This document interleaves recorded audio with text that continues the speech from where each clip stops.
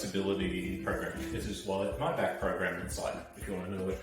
Number 1, levator stretch. Okay, this arm going down, rest on the ground. We're going for rotate and nod, hand on back ahead. Which way the wind blows when this day is done. And breathe. In this hands and knees position, what you're then going to attempt to do, taking your right hand, reaching under, reaching as far across to the left as we can, while keeping our shoulders and knees in contact with the ground.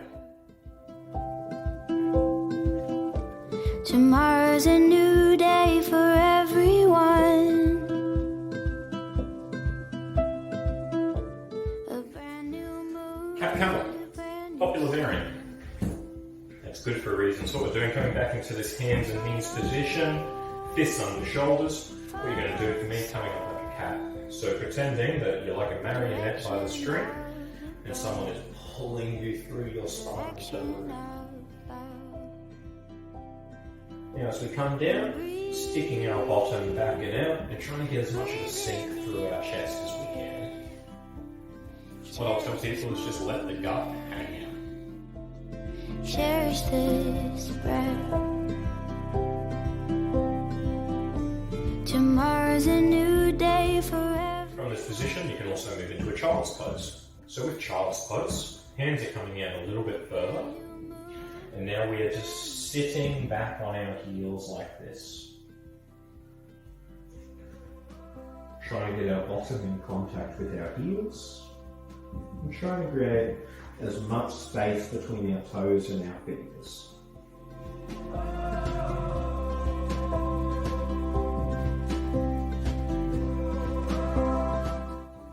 The next one we're going to do, we need to do something for the front of our hips.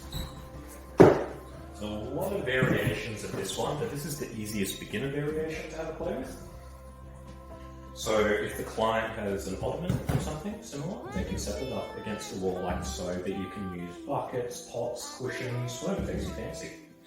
Back foot is coming to rest on the ottoman. That's what we need for you.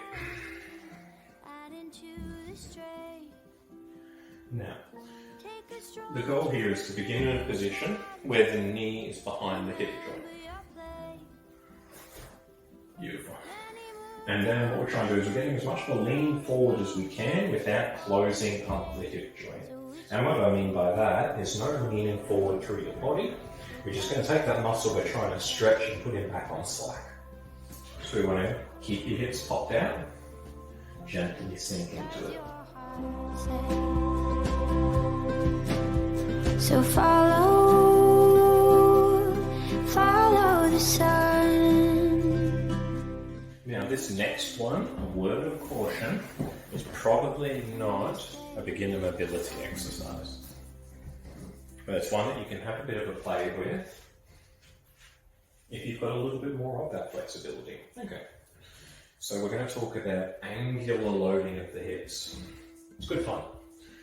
What we're going to begin is you're going to begin sitting on your bottom on the ground in this cross-legged position. Okay. We're going to begin with the right leg for me.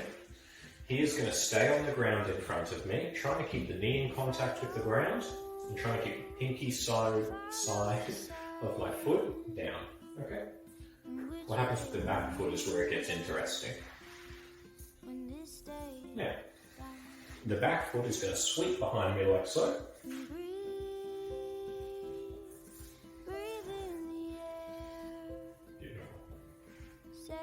Okay, so you're going to see that results in knee being flat along the ground, big toe up in the air.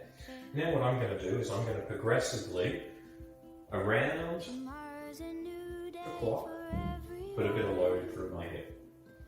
So putting a bit of load through the 10 o'clock position. A brand new moon and a brand new sun. And now coming down to 11 o'clock. So follow the sun, the direction of the bird, the direction of love, and breathe in the air. Now this stretch probably more has place cherish this breath. For your athlete or individual who undertakes tasks that require them to have a lot of load underneath their hips at those end of ranges, examples might be martial arts, wrestlers, surf program talked about today, fine for a beginner session. The last one might require some review by your physiotherapist before you attempt it. Thank you very much and have a good day.